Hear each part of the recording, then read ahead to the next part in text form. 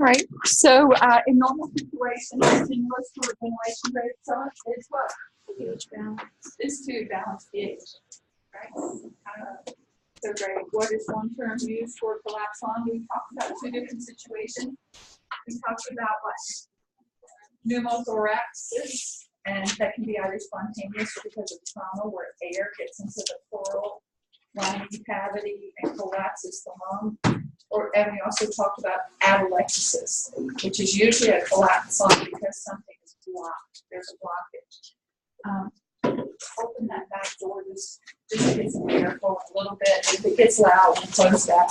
Thank you. What is one term you, oh, never mind, that was it. The atmosphere is approximately how much oxygen? 20. Approximately 20% oxygen, right? What's the majority of what atmosphere is right now? Is going to be nitrogen, and then the other, 1+% is going to be all that other stuff, CO2, water, pollutants.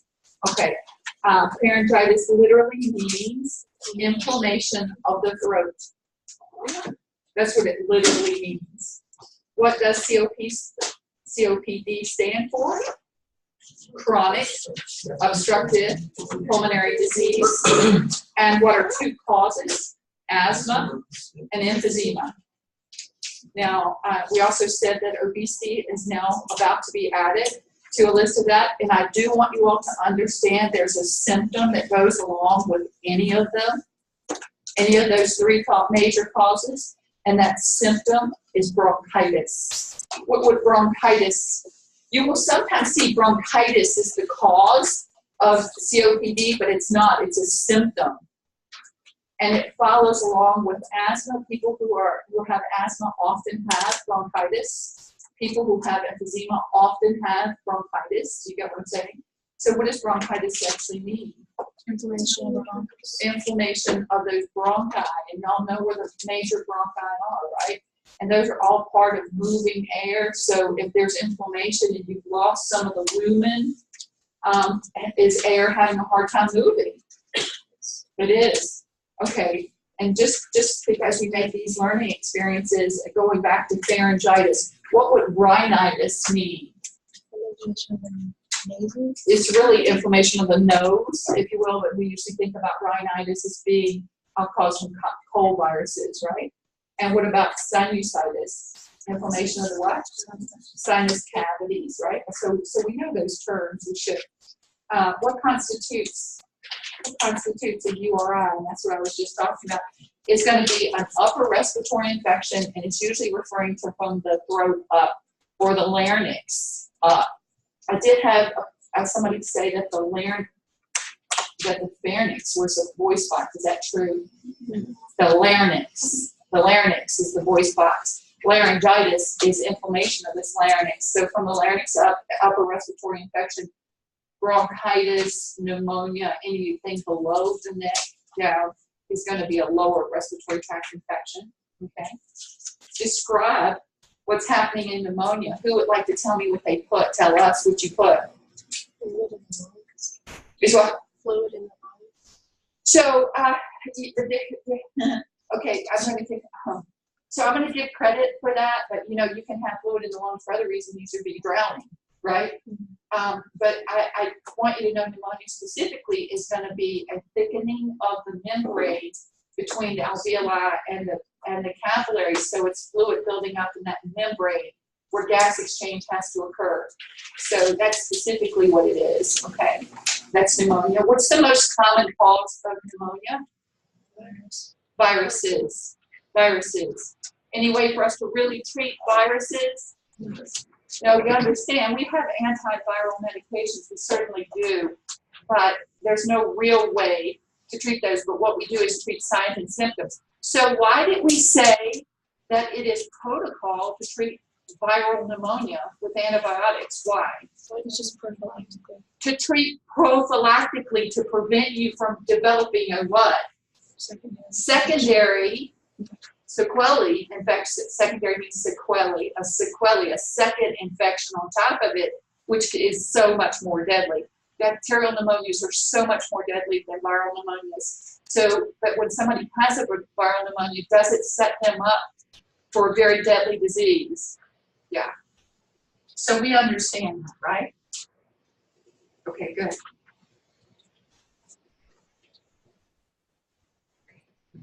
Good. I'm glad you understand that. Okay, so where in the respiratory system do gases actually exchange? Where in the system is that actually happening? At what level? The alveoli, or the alveolar level, right? The alveolar sacs or alveoli, right? Fair question? Yeah. Why do diabetics sometimes have increased respiration? Sometimes these are referred to, if they're serious enough, as Cushman respiration. Why do diabetics have that?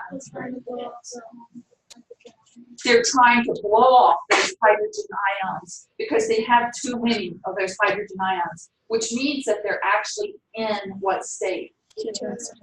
Acidosis. They're in acidosis, and it is because of the ketone bodies that they're building up because of burning fats. So they're in ketoacidosis, or essentially acidosis, which means you have a lot of hydrogen ions, too many. You've got to blow them off. So respiration should increase to try to compensate for that.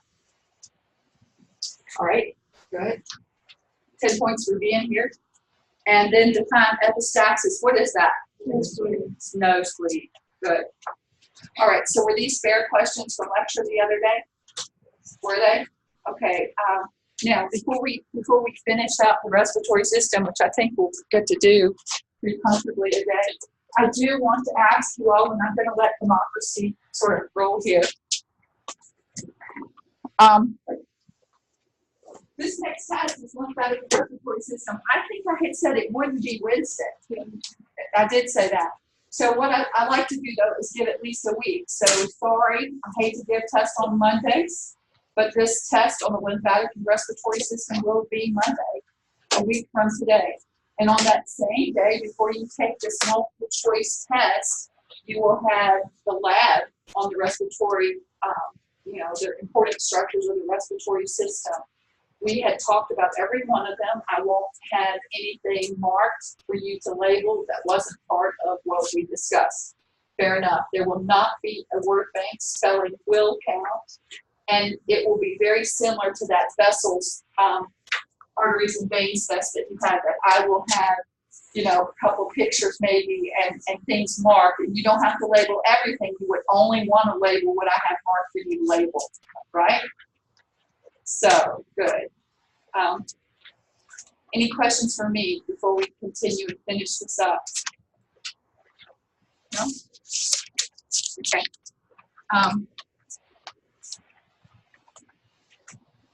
All right. I was skipping around, which, seems like a really good idea at the time. But then I realized, I can't miss things.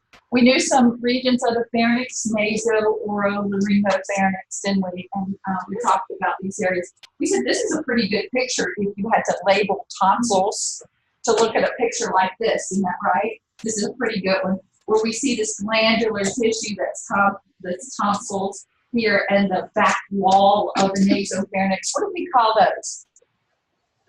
Pharyngeal tonsils, but what do people call them? Adenoids. And then we had at the base of the tongue, this tongue, which is a major organ, we had at the base of the tongue some tonsils. They were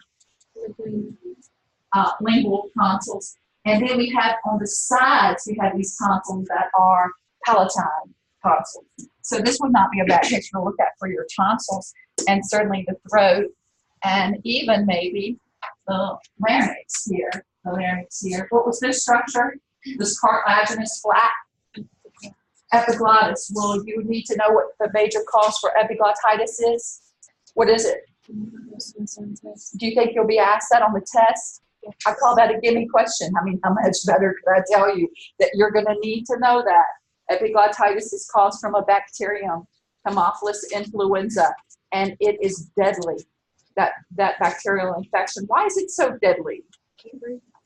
Because if this is swelling, then what is it blocking off? Your airway, and you have very few minutes, right? So obviously that would be an important thing. So epiglottitis is caused from it's exclusively caused from a bacterium known as Haemophilus influenza serotype B. Why have we seen the numbers go way down in the last few decades? because of immunizations.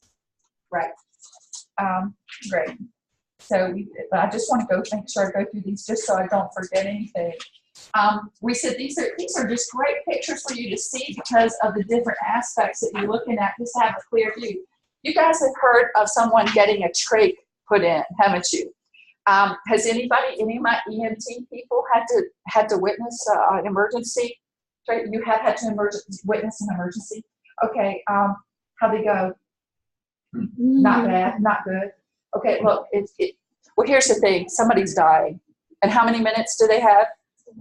They only have a few minutes before they're going to start. Even if you can save them, they're going to probably, after 4 minutes, have some permanent consequences, even if you can bring them back, right?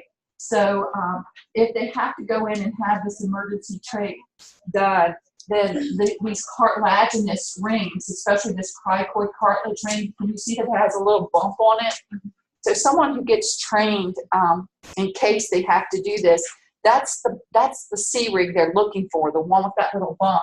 And then they try to go in between because they don't want to. If you tried to cut into cartilage, would it be a friggin' mess? Would it? It would. So they try to not hit that and to go in between. But we know people who've survived having, trachs put in and have to have trachs put in. Sometimes it's not always such an immediate emergency. Sometimes it's just that you're seeing their airways are closed. You're seeing they're not getting it. So then you have a little bit more time and they can do it as a surgical procedure. And obviously the outcomes from those are better. Now, when it is an emergency situation and things can go a little wrong, sometimes you're not going to be able to reverse it. Scar tissue is going to form and they're going to have real problems forevermore because of it. Does anybody know anybody that's had that happen? Where they've had a trach put in that the scar tissue narrowed their airway? No, you haven't. Okay. Well, so anyway, these are just good pictures to look at. All of these pictures whenever you're looking at a structure that we're going to be interested in, you're going to be interested in label. So anyway, we talked about the larynx and that the vocal cords are here, and then the opening and closing and how you move air through these, or what allows for us to have speech. I just was reading, I don't even know where I read it. This voice care. Okay, so just like in the last day or so. Maybe somebody read it too, saw it or read it. You would help me out here where I saw it. But how we have evolved as Homo sapiens, how we have evolved in our diet influences what sounds we can make. And I thought this was really kind of fascinating. Obviously not fascinating enough that I remember where I read it. But anyway, it's because what we eat in our diet, especially like meats, tough meats, and that sort of thing, has influenced how this jaw has developed and this joint. And how this has developed has influenced how we hear. And how do we make sounds? By what we have heard. And so anyway, it was just kind of interesting. It makes you think about how diets have changed so much just in the last, couple hundred years, several hundred years, and how it might influence going forward, how people sound. Did y'all? Okay. Look that up if you want to know any more about it. But I thought that was kind of interesting and it sort of made sense. It's all connected. The trachea is what people call their airway, right? Is that what people call the trachea? And we know it has, 60 to 20 of these C-shaped cartilaginous rings. We talked about the lower respiratory tract being ciliated. The inner lining of that, where the air moves through that lumen, is ciliated. Why? Because these cilia are going to act as up escalators. They're going to trap debris. We have all kinds of stuff. We're breathing our neighbors' skin cells in, dust, mites, pollution, so we don't have to live in a sterile atmosphere or air because we have these built-in mechanisms, these defense. This would be part of our non-specific defense, wouldn't it? Wouldn't it? Ciliated airways and goblet cells that produce mucus that trap these substances and work as an up escalator. What did I tell you? Those little cilia that are moving. What happens to them with tar? As much as 1 or 2 cigarettes a day. What does tar do? It traps them down. Now they're still trying to work, like their little motors inside the cells are still grinding, but they're not. They're laying down. They're trapped, aren't they? And so this is why smokers have such a higher incidence of typically issues with respiratory. It's sort of part of the process of that. So you can look at this as far as this little diagram to see the trachea where the first breaks off to the right and left lung. These are called the primary bronchi. Where they break off the secondary bronchi, or the secondary break off tertiary bronchi. Then they get smaller. The lumens obviously are getting smaller and smaller and smaller until eventually they get into what are called the respiratory division. The respiratory, and we'll just go through some of these cool pictures. That is, can you imagine how tedious that was to dissect? This is an actual bronchial tree of someone and how they were dissecting. Air is still moving through these areas, and as we said, once we get to these bronchioles that are going to the alveolar ducts, then we know that this is where, and these little alveolar sacs, this is where air is actually, gases are actually exchanged to the capillary blood, and CO2 is moved back out. So we had got into these pictures to sort of visualize this, right? And we talked about the idea that in any quiet breath, there's quite a significant part of air that moves across those alveolar surface. And underneath that surface, obviously, are capillaries are going to be red blood cells moving under it, single file red blood cells. So oxygen can move in, can load, and CO2 can unload. So that then when you breathe out, you're breathing out more CO2 than you took in. Isn't that right? Because you're getting rid of CO2 as a waste product. I want to bring to your attention this illustration of a cut alveoli, and we do see they're single cell layer thick. Those alveolar cells are squamous alveolar cells, and I want you to know about a couple of other cells that are important to your respiratory health. One of them is called the great alveolar cell, and I need you to know what it secretes. The great alveolar cells secrete a product that's known as surfactant. Surfactant. The great alveolar cells. This surfactant is going to be released into the alveoli, and I want to tell you how it functions. Yes? I know you don't like to spell it. Spell that for us. Could I spell this word for you? Okay. All right. So surfactant. Right? So what I want you to think about first is this. How many of you, ladies, it doesn't happen for men, but ladies, how many of you have ever tried to put on a wet bathing suit? How nice was that? I hope you weren't in a hurry, because if you were in a hurry, it would have taken you would have been in trouble.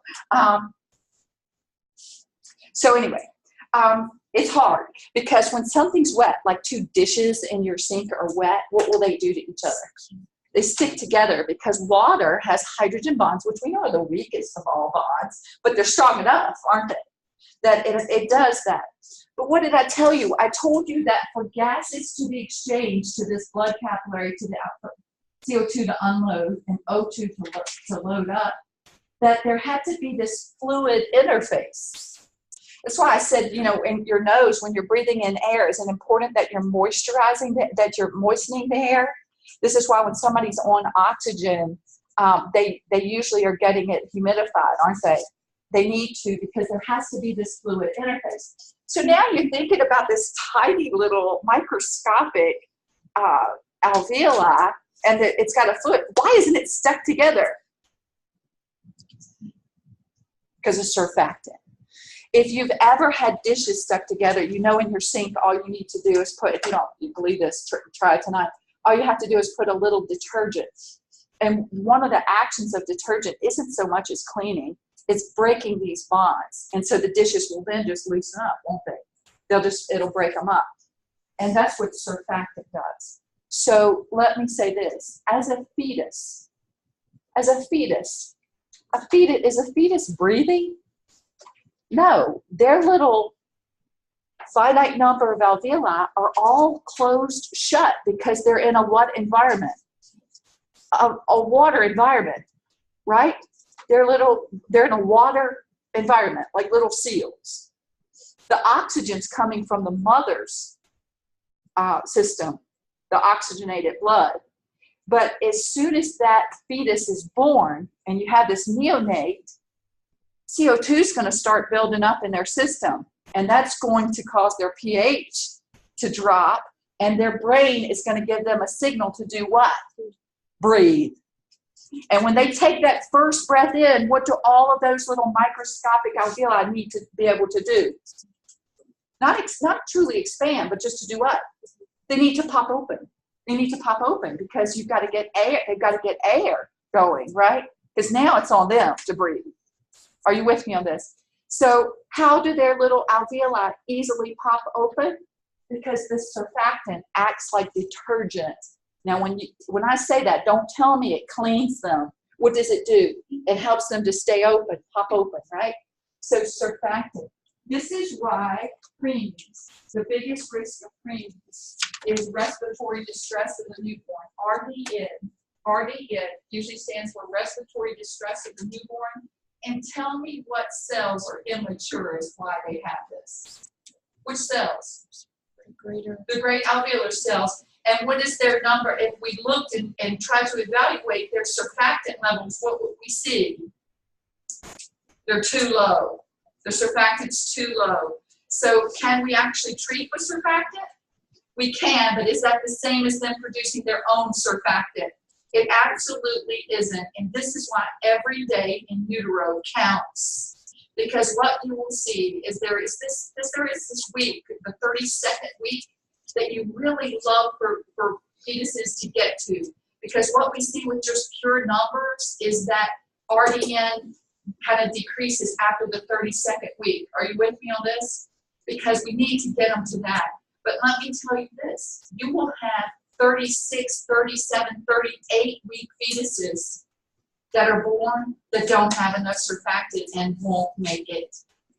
Every day in utero is an important day for them, and this is the major reason why, is because of these great alveolar cells and getting them to where they need to be so that their surfactant levels are good enough. What they'll do for women who are threatening to deliver early is they can actually go in and through the amniotic fluid, they can take some of the fluid and check surfactant levels. And they have other ways of checking surfactant as well, but that's a good way. And so what they'll do is try to hold as long as they can until they see surfactant levels are high enough. Are you good with this? All right, so you need to know there's also something called alveolar macrophages. What do you know a macrophage is? If it says alveolar, do you know where it is? It's in the where? What kind of cell is that? It's a respiratory cell in the alveoli, right? So anyway, alveolar macrophage, what do you think its function is? To do what? Clean up. Clean up. That's exactly right. It's a big eater. It's part of the immune system. So these alveolar macrophages are there in case something gets past all the other non-specific defenses that you have, the ciliated cells and the goblet cells and whatever. You have these alveolar macrophages because obviously, you know, moving air, oxygenation is going to be vital and your biggest concern, really.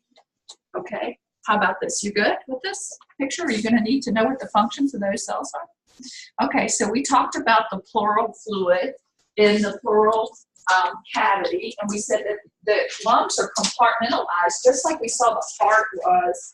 And what do we say pleurisy is?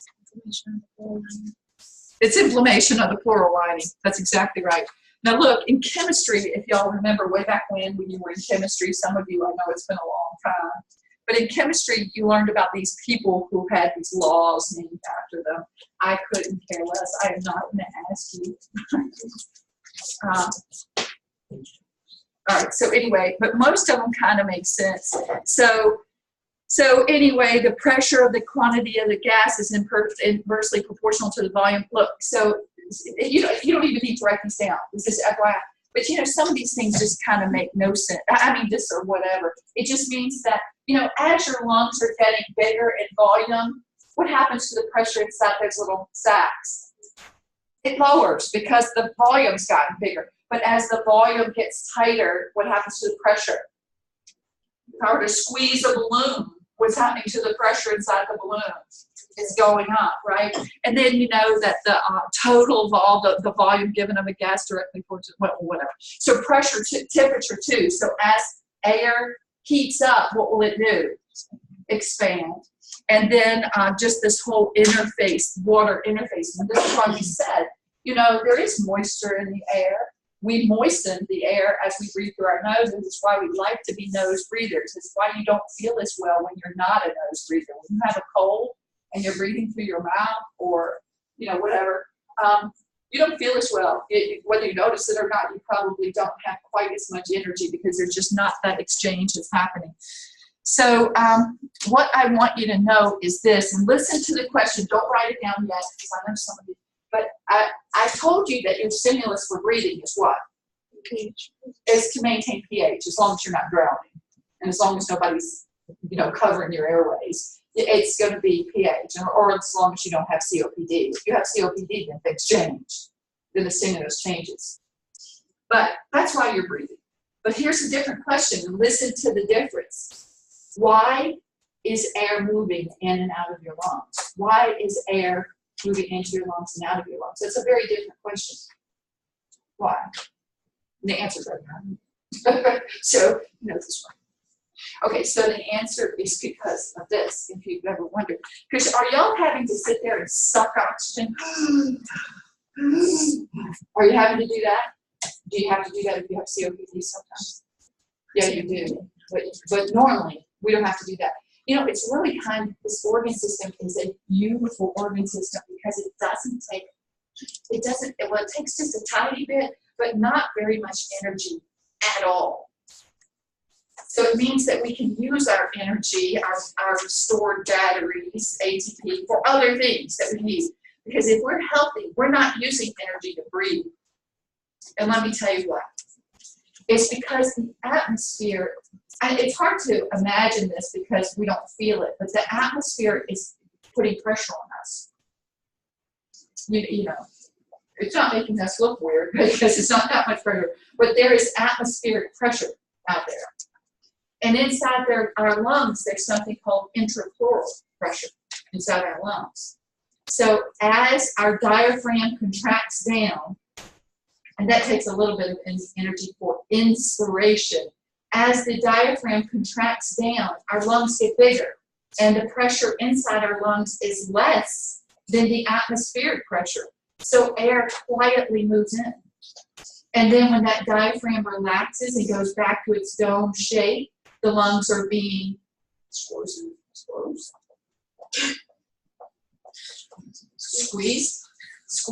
Is that it? I don't know. I don't know. But you know, getting smaller. So they're getting smaller. And as they get smaller, what happens to the pressure inside your lungs? The pressure's increasing and it becomes higher than the atmospheric pressure. So air just simply moves out. You shouldn't even be able to hear somebody go, you know, if you do, is that a problem? Is that like, that's a problem for them. So then, this is like a perfect system. The atmospheric pressure, the difference between atmospheric pressure and intrapleural pressure is the reason that you are breathing in and out as long as you don't have disease, as long as you don't have some sort of disease. That's the reason. And does it take much energy? No. For inspiration to happen, the diaphragm is the major player in inspiration. Now we have the scalenes, which are these muscles in the neck, and we do have the external intercostals and some of these chest muscles. But you know what? If you're seeing somebody using these muscles, I think, Brittany, you were mentioning this that we were talking about the other day, how somebody will move their neck back and you'll see all these muscles standing out in their chest. They'll be using their shoulders. You know, shoulders don't help you much with stress, guys.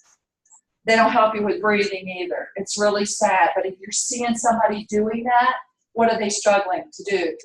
They're struggling to breathe. So pay attention to that body language when somebody is doing that. Now, as far as breathing out, I don't know when to speak, but it's called passive expiration. Inspiration does take the diaphragm contracting, whatever. But breathing out is just passive expiration. just because the pressure has now gotten built up in the lungs because the muscles have gone back to their stationary position, air is going to move out. Now, if you had to blow out birthday candles, would that take some energy? Yeah, because now you're contracting, so that would take some energy. Or if you had to do pursed lip breathing. Did I talk to y'all about pursed lip breathing? Did I? I talked to y'all about the milk straw versus the coffee stirrer, did I? Okay, so if you're having to do that, then that is taking a ton of energy. This is why we see people in late-stage respiratory diseases looking like walking skeletons. Because where are their calories going? To breathe in and to breathe out. That their calories are being used for this. It's a wasting disease. It is. Okay. All right, any questions for me? So this shows you some pictures about, and it gives you in millimeters of mercury. It gives you some idea about normal sea level atmospheric air pressure and intrapleural pressure, and just this idea of how the lungs are changing shape. So you could read through that. So you could read through that if you wanted to. But anyway, so passive expiration. But so really what I wanted you to know is that as long as somebody's healthy, their respiratory system is healthy, it's really kind of a beautiful system, and there shouldn't be any struggling associated with breathing in and breathing out. And it does take very, very little energy. I gave you all differences between pneumothorax and atelectasis, didn't I? They both mean collapsed lungs, but for very different reasons. Pulmonary compliance. So when we talk about pulmonary compliance, this is just going to mean this idea about how well the lungs are distending and how well the lungs are actually able to, in a normal situation, to move air in and for air to move out. Now, maybe it would make sense to you if you heard about decreased pulmonary compliance, that it means that there's something causing that. And sometimes it's actually an infectious disease, like with tuberculosis. So somebody with tuberculosis, these microorganisms, it's about, and y'all would want to know that fibrosis means scarring, doesn't it? Y'all know that from AMP1, that fibrosis means scarring. If something has scarred, what does it mean for that tissue? It's lost its function. So you've lost function at that site. And if you have enough areas that are scarred, is this going to, over time, end up influencing how you move air? It is. So I want you all to know that tuberculosis is a disease that is an infectious disease. It's a communicable disease. So as health professionals, are y'all aware? You want to be aware of that, right? So what we know is that this is going to end up, if somebody has active tuberculosis, which means that these microorganisms are actively growing and dividing and scarring areas of the lungs, then it's caused from a bacterium known as Mycobacterium tuberculosis. There's other species of Mycobacterium that can also cause this disease we call tuberculosis, but that's one of the more common ones. And one of the things we worry about most now with Mycobacterium tuberculosis is this bacterium is becoming more and more resistant to the antibiotics that we have available. But we do have antibiotics available for this disease. And so the important thing with tuberculosis, this disease, is early detection. Because early detection means that you can get treatment, right? And the earlier the treatment, the less scarring you're going to have in the lungs. So that's so vital. As far as you and being a health professional are concerned, then a person who has TB, if it's inactive, they are not contagious. You do not have to. They're not contagious. It's only when they have active TB, actively growing microorganisms that are in their respiratory system that they could be coughing out, which you have to be, gown up, glove up, get in the negative air pressure rooms, and that sort of thing, right? And typically what will happen is that a person with active TB will go through treatment, and as soon as they have 3 negative sputum cultures, they can come off of isolation. Okay? It used to be we didn't understand that. And so people with tuberculosis, y'all will probably read, if you read any historical things, you'll know that almost every larger community had these sanatoriums where they would send their tuberculosis patients to that. They would keep them there isolated. It was sort of like the disease leprosy. They thought these people had to be isolated because of this, and where they were put in colonies, weren't they? We know way more about that now. We understand also with antibiotics we can treat. We have treatment options, and this is not what's done these days, right?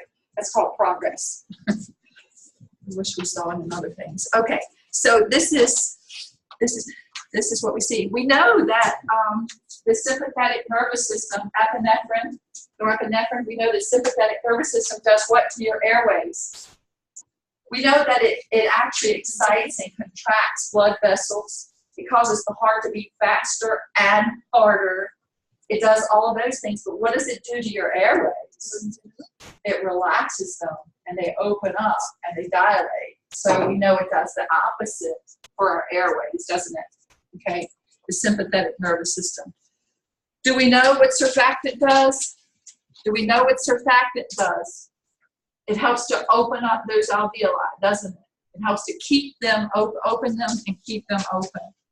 So we talked about, too, some non-respiratory functions of moving air. We certainly said that speaking is one of those functions. Yawning, sneezing, coughing, all of these are sort of non-respiratory functions of how we move air, but we do use all of that. And the Valsalva maneuver, I do want you all to know what that is. The Valsalva maneuver is when you take a deep breath, and that means that you have done what to the thoracic cavity? You've opened it up, but then you hold your breath and contract. So, right, you're contracting those abdominal muscles and putting pressure on that. Now, look, you shouldn't really have to do that to defecate or to urinate, but sometimes people do. Certainly, you have to do that in child labor. Anybody who's ever gone through child labor knows that you will definitely do that, the Valsalva maneuver. But anyway, you do it naturally. It's something that we kind of naturally do. But when we do that, what will that do for the vagus nerve, the 10th pair cranial nerve, the vagus nerve, the 10th pair of cranial nerves that move through our, from our brainstem, through our neck, a pair of nerves, to all the visceral organs? It's a nerve-ending nerve. What does that do to the heart? The vagus nerve will release acetylcholine into the pericardial sac, and what will the heart do? It will slow down. It will slow down. That's exactly right. And so knowing that to be able to do this, the Valsalva maneuver does help with all of these things. We also understand what's it doing to the heart rate. And so this is what's referred to for the vasovagal response. Vaso, Valsalva, vagal, vagus nerve response is that the heart rate's going to slow down. Can it slow down enough that the heart can stop? Yeah, but it usually doesn't. I mean, you're talking about people in late stage cardiovascular disease, people who, and it's usually geriatrics. I have on rare occasions seen someone in my class who lost somebody young from this, but it's rare. It's usually in older patients whose cardiac reserves are really low, right? And they have this vasovagal response, and it can slow them down. What's the major instrument? This is the instrument, the major instrument that we use for respiratory function, spirometers. And you all, how many of you got to do that the other day? Okay, anybody worried about themselves? Okay, so most of you got to do that little test. You saw where you should fall as far as your gender and your age group, where you should fall, and obviously that was giving you the median, just the median ranges. So whatever would depend on your body size and structure. But there are a lot of pulmonary function tests, and this is again, is anybody going into respiratory therapy? Anybody? Respiratory? I do not. So respiratory. So Casey, let me say this to you: learn these inside, backwards, inside, or upside down and backwards, because then you'll have that foundation going in. The rest of you just need to know that pulmonary function tests aren't just one test. It's a lot of different things they're measuring. So, and you can refer to this. But a respiratory therapist is going to be doing all these tests. And what did we say about pulmonary function tests? Are they being done on the average Joe or Jane? Are they being ordered on the average, Joe or Jay?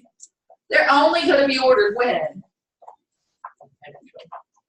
there's decreased compliance, when there's trouble. So is this going to be a very stressful thing for this patient to go through? It's going to be incredibly stressful. Respiratory therapists, I usually tell people who are going into respiratory therapy what I've noticed just in my clinical experience with respiratory therapists. They're going to be the patient's angels that day, or they're going to be considered their devils, depending on what they're coming in the room for. A lot of times they're so happy to see that respiratory therapist because they're bringing them a breathing treatment. And sometimes they're not happy about that because it can make them feel nauseous and it can make them feel a little bit sick. Some of those treatments can. Or they don't want to see them because they know they're going to have blood gases drawn and or have these testing done. And blood gases are, how many of you have ever seen blood gases done? So, it's very different than having phlebotomy draw. So it's a different kind of procedure. So, so you're either going to be really loved. I'm sure you're going to be loved all the time, or not. But anyway, okay. My grandfather, when he was in late stages of ALS, he lost his throat first. He loved his respiratory therapist on home health. Yeah. 2 weeks before he died, there was a song playing on the TV, and he danced with his respiratory therapist in his living room. He absolutely loved her.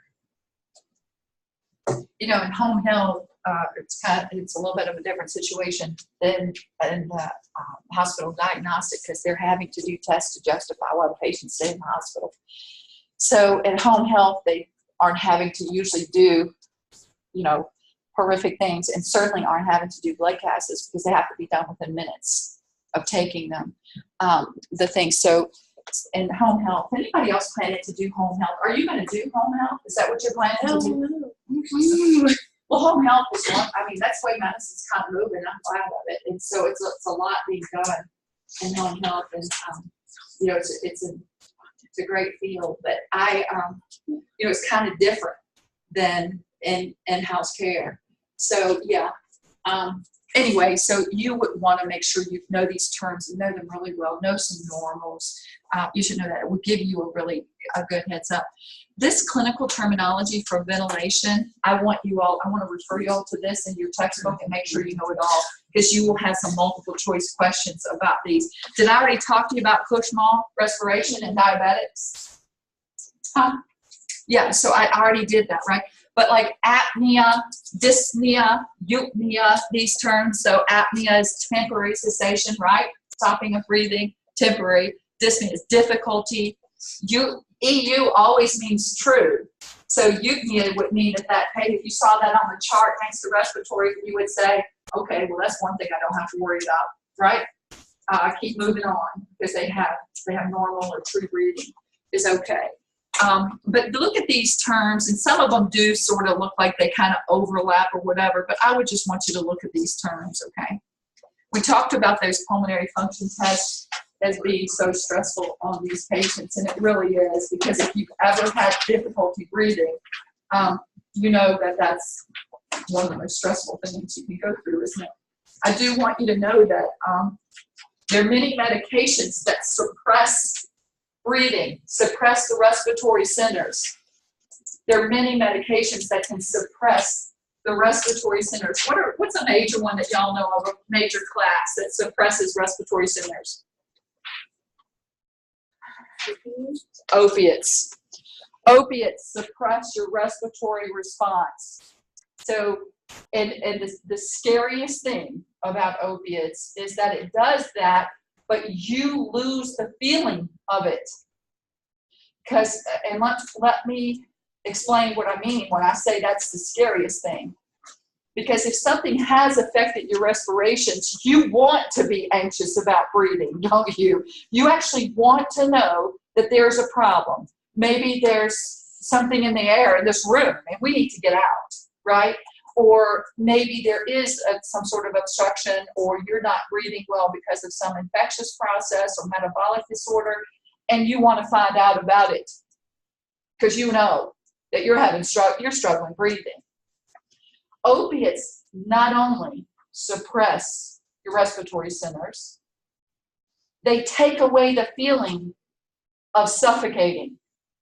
They take that feeling away. So your normal response isn't going to be to cause yourself to breathe more. So do you see the double whammy there? The double whammy there is that you're not doing anything about it, like making yourself breathe, because you can make yourself breathe. Y'all aren't having to think about it. But there is something called Ondan's curse when you've lost that autonomic nervous system response to breathe, and you can make yourself breathe, right? But opiates not only suppress your respiratory centers, they take away your feeling for being breathless. Used a lot in suicides. So what do we know happens in people with late stage respiratory disease is that they're suffocating and they're struggling. So one of the lax treatments that you give them are opioids, because it's not to help them breathe. So many of you probably know people who've been put on morphine as a last thing, as a last part of life. That morphine was not to help them to breathe. It was to make them not know they were suffocating. And what we know about opiates is every time you give it, you have to get a little bit more the next times to achieve the same response. So you start giving it either more frequently or more of it until they stop breathing. Why did they stop breathing? At the time they stop breathing. Don't leave here and say that I told y'all you kill people by giving them morphine. But yeah, you do. It's accelerated it, and it's the last dose that's given is what stops them from breathing. Now, you could not treat with morphine, and it would go for a really long time. They would go for much longer. They would live longer. But would they struggle all the way to the end? Mightily. Yeah. So opiates suppress your respiratory centers, and they suppress you knowing that you're not breathing well. So that's a double whammy there. All right, so some of these measurements and stuff, again, you want to look at, but I'm not going to test you guys. So what do we know about aging and respiratory compliance, lung compliance? We know that as we age, some of that elasticity of those tissues. Did we say elasticity is about stretch, just about stretch, or is it also about tissues being able to get back to their normal rebound? It's really about rebound. So as we age, we know that we lose a little bit of that rebound. So that means that air is not moving. And it should be in a normal situation, kind of minimum, but it is happening. So as we age, it happens. Can exercise help? Go figure. We should be exercising, right? Body size, so proportional. We talked about this the other day when y'all were doing those, using the spirometer. We said that, the bigger your thoracic cavities, why men have a much higher capacity than women, because their chest cavities are bigger than women's, aren't they? And so we know that. Anything that can decrease compliance or vital capacity, these restrictive disorders and obstructive disorders we talked about, are going to interfere with this. So we said it's part of your autonomic nervous system. Y'all have heard of people who've had injuries of the neck, like from C2, cervical vertebra 2, down. We know in this higher region, the more likely that they've lost respiratory control. So those people who've had those kinds of injuries have to go, they're not only paralyzed, they have to go on what? Vents. They've got to go on vents. Some of them, you will hear, can sometimes go off the vent for short periods of time. When they're off the vents for short periods of time, it's not like their autonomic nervous system picked up. It didn't. It's just that while they're away off the vent, with every breath, they're forcing this. So they still have some capacity to learn to force this. And so y'all have a little deeper insight. Some of you probably already read it about Ondan's curse, right? And so this is kind of what this is referred to. But it means that you've lost your ability your body's lost the ability to regulate it. So you have to mandatorily, voluntarily breathe each breath and out. Don't take a nap when that's happening, because if you took a nap, what would happen? So you have to go back on the bed. whenever you take a nap or sleep, you have to go back on the meds.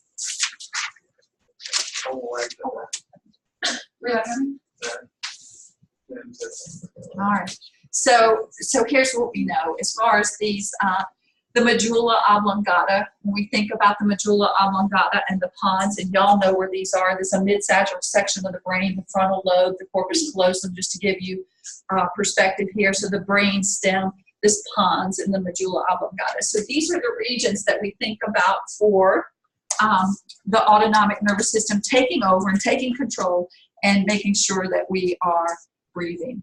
All right, so this is that Ondine's curve I was talking about. Now, as far as how much air, we talked about this too, just the basic percentages, and so you all know that.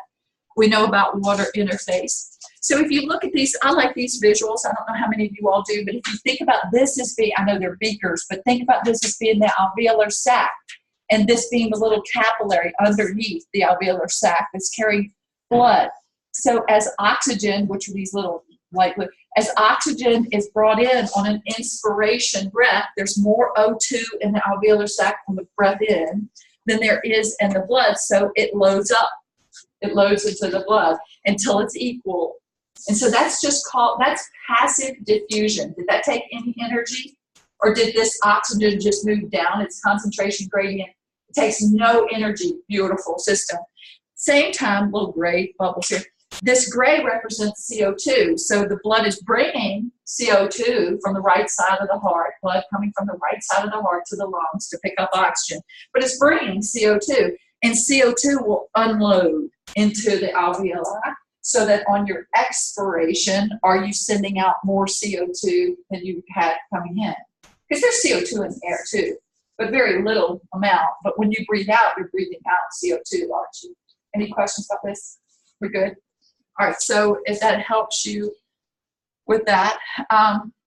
As far as the times go, this is FYI, I'm not going to ask you a few details about time, but it happens really fast. And so that's a good thing because blood doesn't get to stop. It's moving under that field, isn't it? Blood is moving. And so oxygen has to load up, CO2 has to load up because it's continuing to move. Now, can exercise kind of increase this?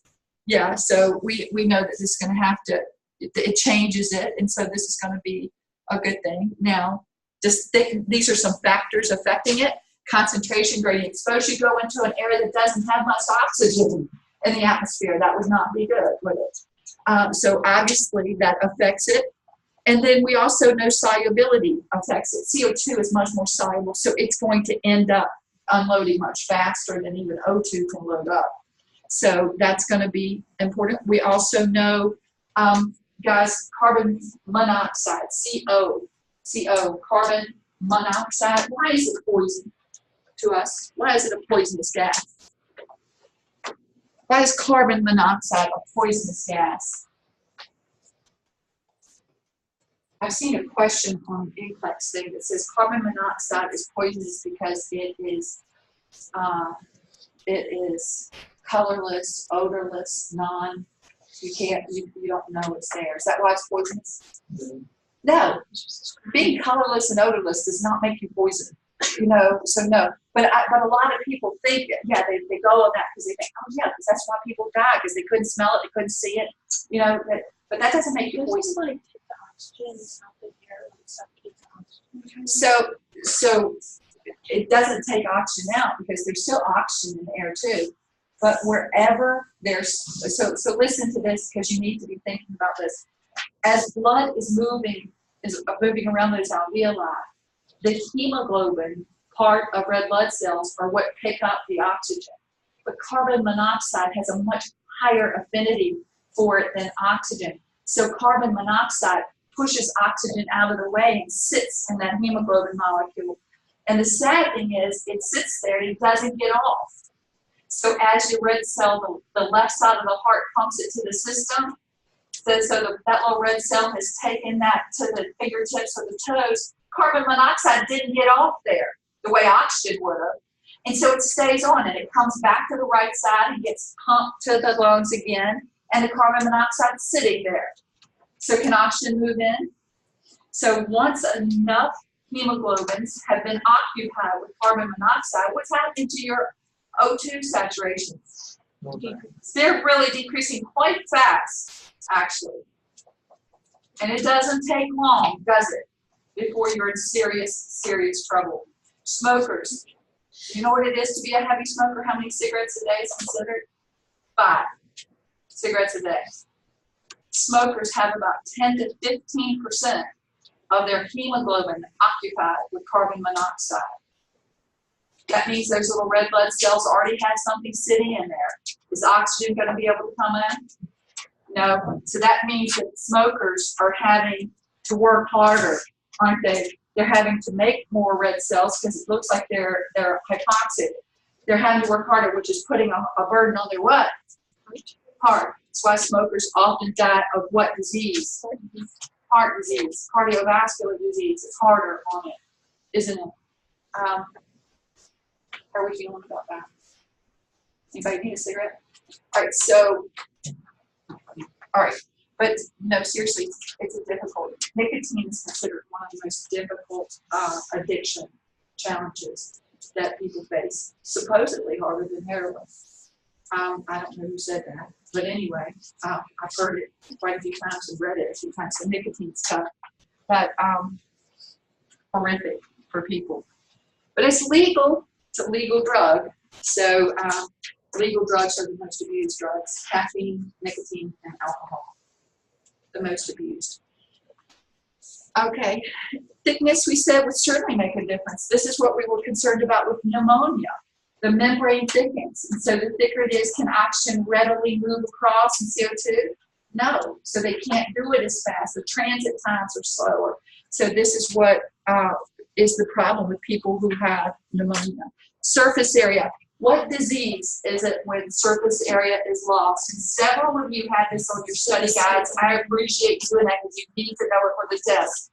What disease is it when you lose surface area? What is it? It's emphysema. And the only place, this is normal, the only place gas exchanges can happen is where there's a membrane surface area. But if air is getting trapped in these little membranes, popping those surface membranes, you see how it's popped this? Is there any, are you losing the even possibility of getting gas exchange? It's a finite number of surface area. So as it's popping though, and then what's the problem with that? Why is emphysema considered a progressive disease? Because once you have this little opening, what's it trapping? More air. And as more air gets trapped, what pops? More membrane. And so this is why emphysema is a progressive terminal diagnosis. But can you extend your life with it if you do certain things? Yes, you can. You know, you can extend your life with emphysema if you immediately stop smoking, which is, we know, the major cause of emphysema. Stop smoking and actually do certain physical therapy things that can really help to extend lives. It is going to be progressive, but it can slow the progress down significantly by stopping doing those things. Okay. I had given you all this, this chemical equation. I liked these. I don't know if you all like this idea. So you're talking about the alveolar sac here and the little red blood cell. You know, we talked about this is like the surface of a football field, right? And underneath that astroturf are these blood vessels that are bringing red cells or coming back. So just seeing how oxygen's loading up, CO2 is unloading. If you like these, then those are good things for you to kind of look at just to get an idea. So the effects of hydrogen ion, the pH of the cerebrospinal fluid is the most important stimulus. We started with this. We know normal ranges, don't we? We said that 7.35 to 7.45 is the normal range. Anything with a pH lower is called acidosis, which means you have too many hydrogen ions. You've got to blow them off, don't you? Right? And when you talk about hypercapnia, this is the CO2, so increase in CO2, and you can look at some of these things, but make sure if you look at this equation, you understand whether those arrows should be pointing to the left or whether they should be pointing to the right, depending on how you want to control the amount of what? hydrogen ions, which is essentially your measurement for pH, right? Is the how much pH, how much hydrogen ions you have is pH. So oxygen, it's usually little effect unless something's happening to interfere with it. So we said one of the major things, emphysema, pneumonia, emphysema, asthma, pneumonia. So emphysema and asthma, COPD, chronic situations. Pneumonia is an acute illness. It's acute. What does acute mean? It's not chronic like COPD. Usually it comes on fairly sudden, and usually the symptoms are pretty, obvious, right? So symptoms are pretty obvious and it can come on. And when I say suddenly, sometimes walking pneumonia, there's a bacterium that causes what we call walking pneumonia. And that's a much slower progress, but pneumonia is still an acute illness. It's an acute illness. So absolutely. Oxygen imbalances. Hey guys, I want you to know hypoxia just simply means a low amount of oxygen, right, in the bloodstream. But is there a lot of different reasons you could have it? Yeah, so make sure that these terms make sense to you. Hypoxemic hypoxia, that means that you're you're in high altitudes, you might be drowning, or your patient has aspirated something, so they've got something blocking one of those airways. You've got respiratory arrest, which means the patient has stopped breathing for whatever reasons, chronic lung diseases, carbon monoxide poisoning. So this would be all under this. Ischemic means that there's lack of circulation. So there's lack of circulation to that area, because what's really bringing oxygen? What really brings oxygen to our tissues? The blood. So ischemic hypoxia is because of lack of circulation for whatever reasons. Anemic means that you don't have enough red cells. The blood might be circulating fine, but you've got such low red blood cell counts that your tissues are suffering from it. Histotoxic is poison. What might be a sign of hypoxia? Yeah, so cyanosis. Where are you going to see that first? Lips, thin skin areas, the nares, the lips, then extremities. So bluing or darkening of these tissues, And what's the effect? If tissues can't get oxygen, they can't charge their batteries. If they can't charge their batteries, they will die. And if they start dying early, that's called necrosis. Pathological early death to cells and tissues is called necrosis. That can lead to, nothing, but especially like gas gangrene. We've talked about that, right? All right. So can you have too much oxygen? This is what I think a lot of health professionals kind of forget, because they think, okay, let's just throw oxygen at them. Oxygen is toxic. We have repeatedly in here said that even the things we know to be good things, can you have too much of them and then they become toxic? Yes.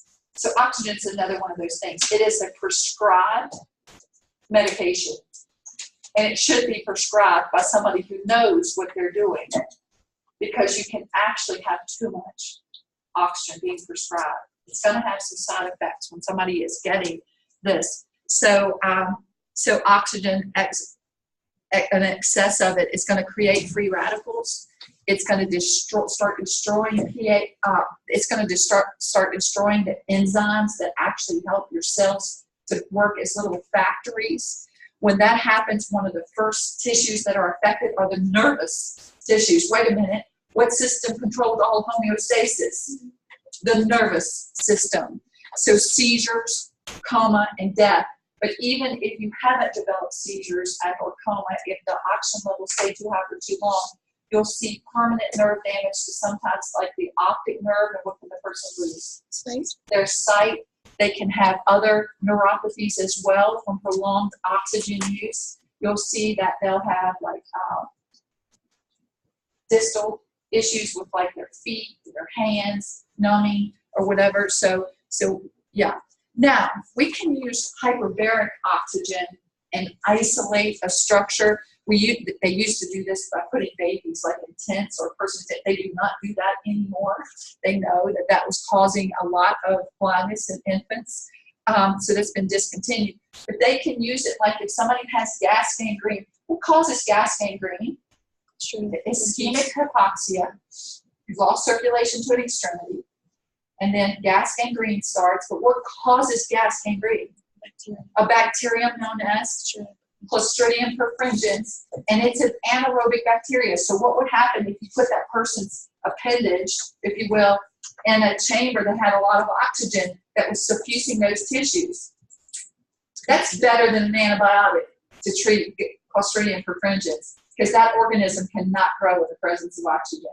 So we do use these still, but usually it's isolated structures. I've already talked to you about COPD. I know you'll hear about bronchitis as being the cause, being one of the things of COPD. It's not true. It's really, that's not used correctly.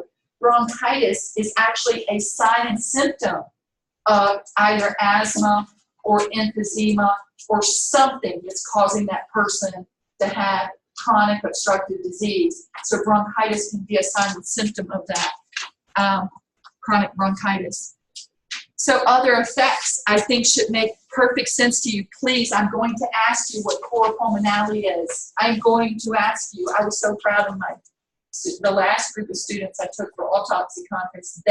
So we saw a patient who, they showed the heart of this patient, and the right side of the heart was the same size as the left side. Should that be, is that normal? No, because the right pump is just pumping to the lungs. It's much smaller than the left myocardium. But this right side had become hypertrophic, which means that it enlarged.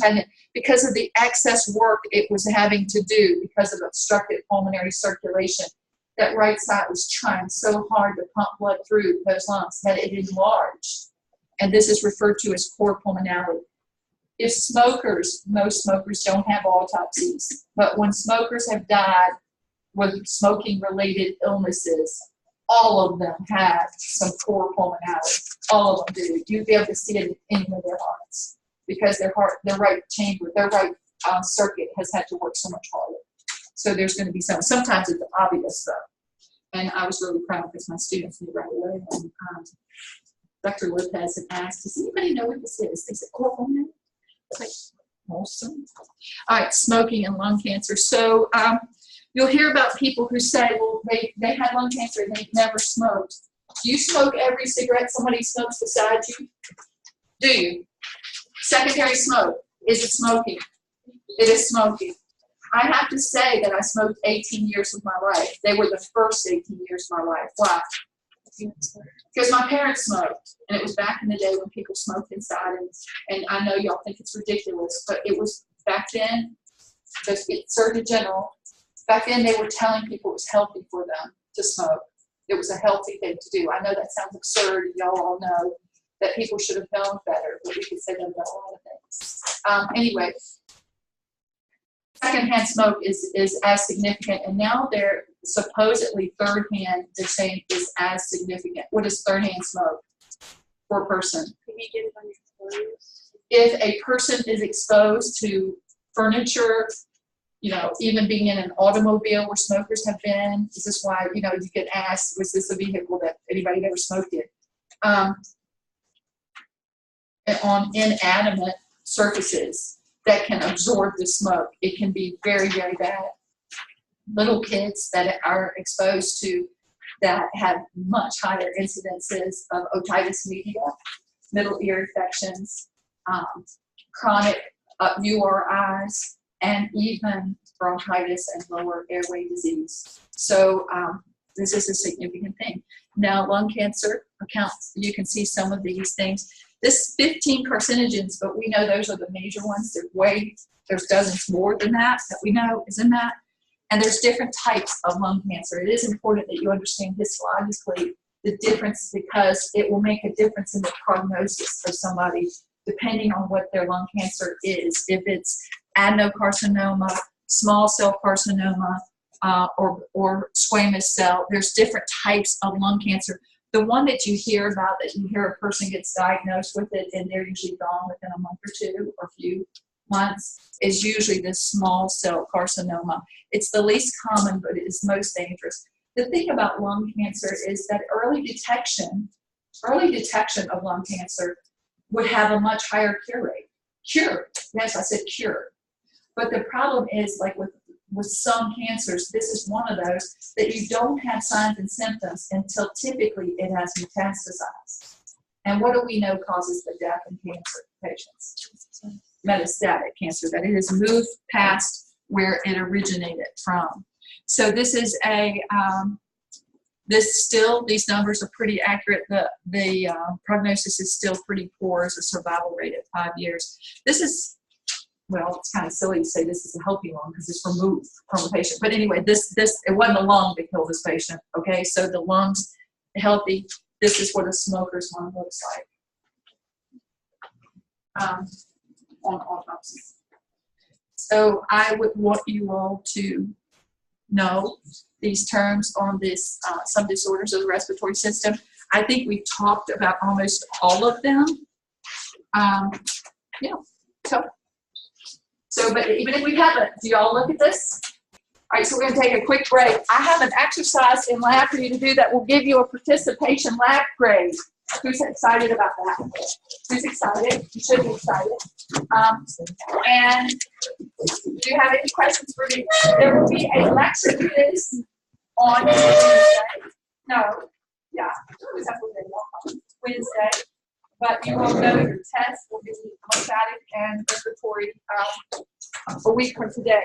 At the beginning of lab in 10 minutes, it won't take long for y'all to do this. I'm going to just do a quick review, maybe, for lymphatic and respiratory. Y'all want me to do that? Who said no? Who said no?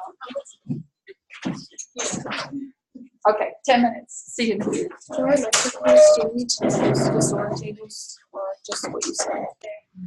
All right, so this little review, just a really quick little review, things that y'all should be paying attention to in the next week. For lymphatic and respiratory, y'all know that I take questions from those deeper insights and disorders tables. Make sure you're familiar with those, okay?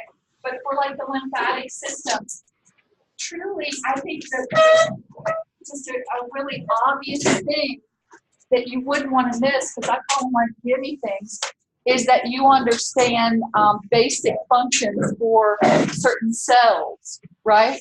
So when we talked about the innate or non-specific immunity, we said that there's all kinds of things associated with that other than just skin and hair and mucous membranes and ciliated cells.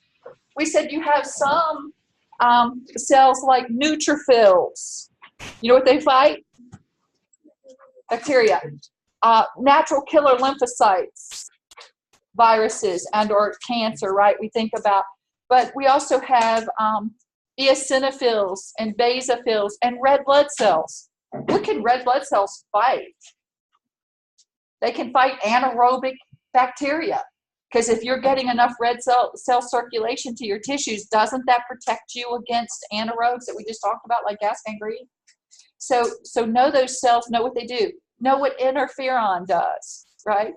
And by the way, get your quizzes out that, you know, when you're studying, and make sure that if you miss something on a quiz, you know why you missed it. Use each other's study guides, correct? You also want to, you know, make sure you know with specific immunity, the two types, humoral and cell-mediated. Will I ask you questions about what particular cell type is with humoral? What cell type is with humoral? B lymphocytes that become activated and turn into what? Plasma cells. More than Brittany knows all this, right? Okay, so thank you, Brittany. So plasma cells that produce antibodies. Know the classes of antibodies. There will be questions, several, that ask you which is the first class to respond to an infection. IgM. What's the predominant class? Because every time you get exposed, this is the class that's going to be on the secondary response. IgG. What's the class that goes up? The titers. Know what a titer is? That means the quantification of antibodies that go up when you have allergies. IgE. So know those classes. What's one's in saliva and tears and GI fluids? IgA. So know those classes of antibodies. Know humoral immunity, which is part of our specific immunity. know the cells involved in cell-mediated. What are those cells? But what type of T? It's the CD8 cytotoxic Ts, and they become activated, and they do cell-to-cell combat, don't they? What controls this whole specific immunity? What keeps it in check? Suppressor Ts. What is the type of special T lymphocyte that actually activates both? CD4, which are also known as what? Helper Ts. So know these cells, know what their functions are. You have to be able to match them, answer questions about them. Okay, so that's just a little, that was a lot, right? So if you all know that, then you know that's basics. So good. Know the functions of organs like of so-called organs like lymph nodes and tonsils and the spleen, right? Know those functions, be able to get that. Okay, so lymphatic system. The respiratory system, again, we said this, the organs of the respiratory system from the nose all the way down to the alveoli. Most of those are conducting air, just moving air. But know the basics of them and understand them and know what's happening in the alveoli. Okay, so I told you that'd be quick. It is. All right, anybody have any questions about what structures in the respiratory, what that lab's going to be? Should I go over them quickly, or do y'all know? You feel good? You know them? Huh? Kiara said no. So that's fine. Thank you, Kiara, for being honest. And so I'll just really quickly again go over them one more time. Make sure that you know, because should people have a really great lab grade? The lab grade can really bring your test grades up. I want to let you all know something I was thinking about and talking about this with two of the other anatomy and physiology instructors at Southside. And I need you all to listen to this carefully. In a class, a general education class, especially science classes, there are these different components that make up your grades, obviously, and lab being one of them. Usually 20 to 25% of your grade is lab. And, I do quizzes so that the other 75% aren't just tests. So in a general science class, typically people's test scores are brought up an entire letter grade because of their labs and quizzes or participation. An entire letter grade. Everybody with me on that?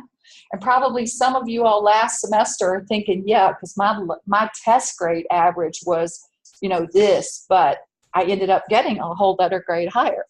If you didn't realize that, go back and look at it. Okay, because that's what I notice about people.